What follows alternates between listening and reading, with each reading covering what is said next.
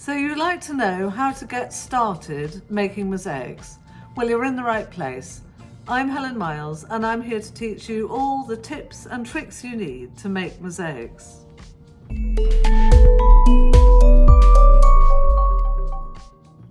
In this video, we're going to look at my 10 top tips for starting to make mosaics. Tip number 1. Decide what materials you're interested in. There's such a range of mosaic materials you could choose from. It could be broken plates, it could be pebbles, shells, traditional materials like smalty and vitreous glass and ceramic. I would set up a few Pinterest boards and really start looking at things that catch your eye and also give you a kind of feeling in the pit of your stomach, the things that you really love. And that's a good way to get started and just to see how varied and amazing the whole mosaic world is.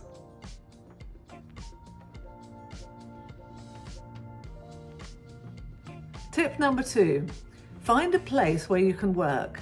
And by that, I don't mean anywhere fancy. You don't have to have a special studio with all the kit and shelving and brilliant lighting. I started off working in a corner of the garage and it was dark, and far from ideal, but the point was that I had a place where I didn't have to move all my stuff away every time I worked. So find your place and get yourself some storage, jam jars, shoe boxes, anything like that is totally fine when you're starting off.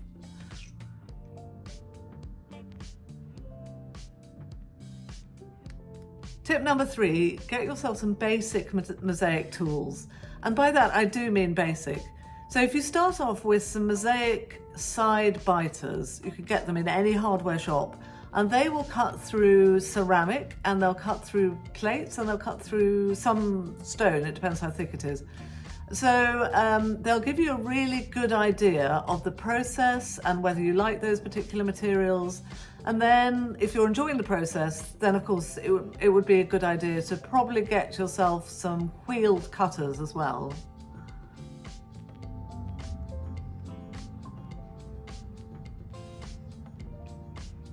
Tip number 4, get yourself a good mosaic book. There are lots of good books out there, and of course you can get them from your second-hand book supplier for almost no money at all. And it will be your companion and your guide. Here's a little shamefaced promotion of my book, Make Your Own Mosaics, which is published by White Owl Books. But I'm not saying, of course, it's the only one on the market. There are others. Even if you're just borrowing it from the library, there's so many different ways to approach mosaics that it's really worth having a book that you can refer to, especially when you're running into problems or you're interested in exploring new techniques.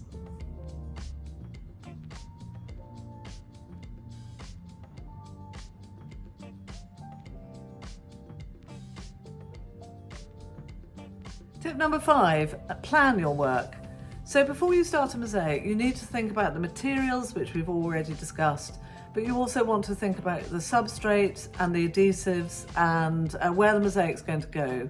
So the more you plan, the smoother the whole process is going to be. So I'd really advise that you think about the process, the stages that you're going to go through when you're making your mosaic, and plan it out a little bit. Not too formally, not too rigidly, but it will really help you and make the process much smoother.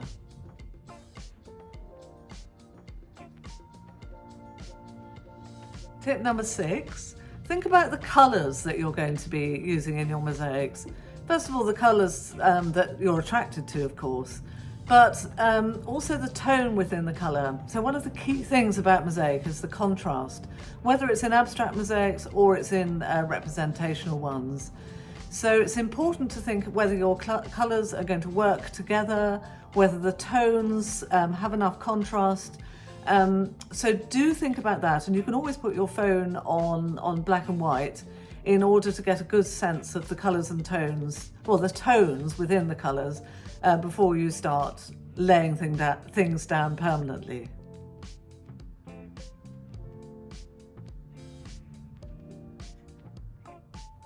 Tip number 7, don't forget to take safety precautions.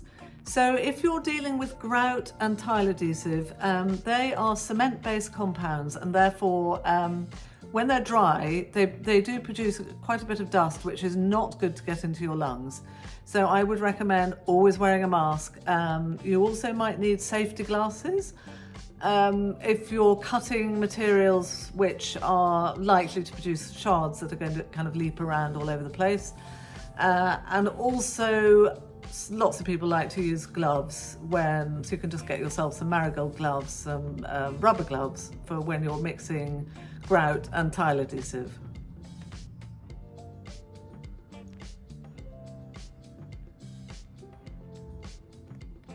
Tip number 8, spend time making practice mosaics, make small ones before you work on larger projects. So this will give you an idea of what materials you like working with, how you feel about the tools, and where you want to take your mosaics. So just experiment and have fun, and it will help you. Obviously, the more you practice, the better you will become, and then you'll be ready to make bigger and bigger ones. Tip number 9, which is a sort of adjunct to tip number 8, is to experiment. So if you're making lots of little mosaics and you're practicing and just having a go with different techniques, different materials, different tools, it will, as I said, give you an idea of where you want to go with it. And the more you experimenting is the key, the more you will discover, and you can push the medium in ways that suit you. So I'd really recommend experimenting too.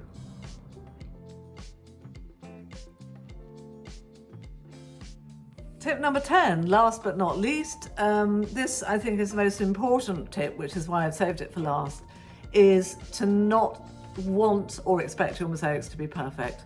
The wonderful thing about mosaics is they're a really forgiving medium.